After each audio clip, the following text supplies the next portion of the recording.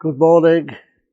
It's Friday again. I'm Maurice Barratt, and I've got more food for thought.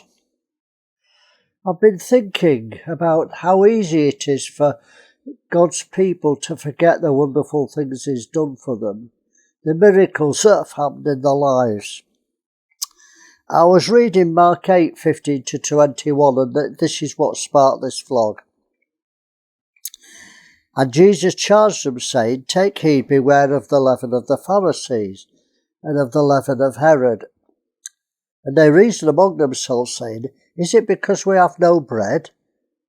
And when Jesus knew it, he said unto them, "Why reason that ye have no bread? Don't ye perceive, neither understand? Have your hearts still hardened?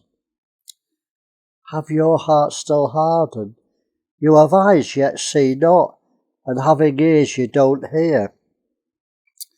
And then Jesus says this, "Don't you remember when I break the 5 loaves among 5,000, how many baskets full of fragments did you take up?"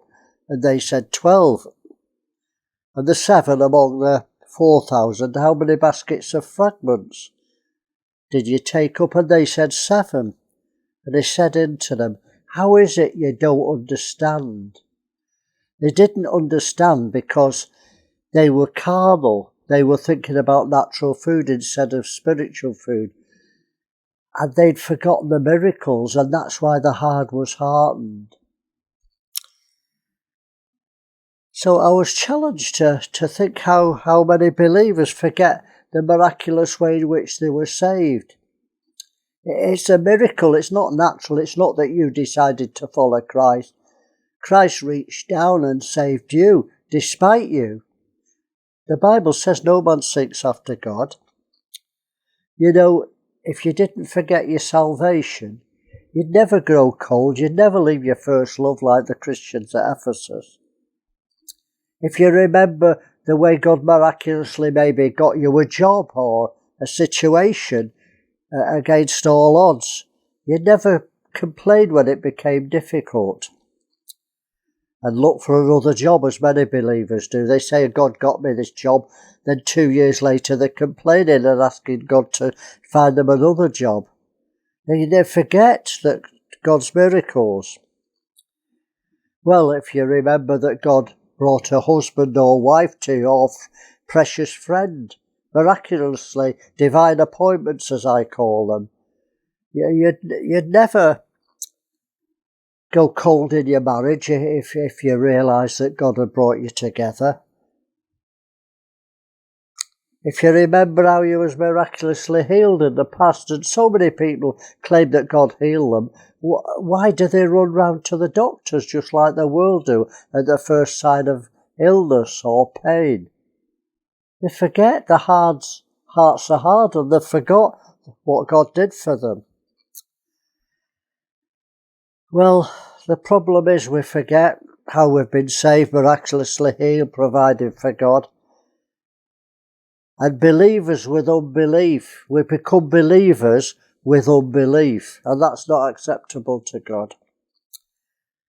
You know, you can't please God without faith, without acting on what you believe. It's not enough to believe. Hebrews 11:1, "Now faith is the substance of things hoped for, the evidence of things not seen."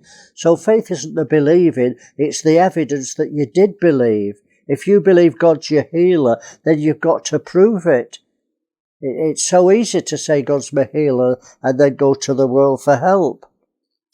It's so easy to say God's my provider and then go to the government for help, for finances. It's because we forgot God. Verse 6 says, "But without faith it's impossible to please God. For he that comes to God must believe that he is." Well, all Christians believe that God exists, God is. But the second part is the operative part. "And is a rewarder of those that diligently seek him." You see, that's the faith part.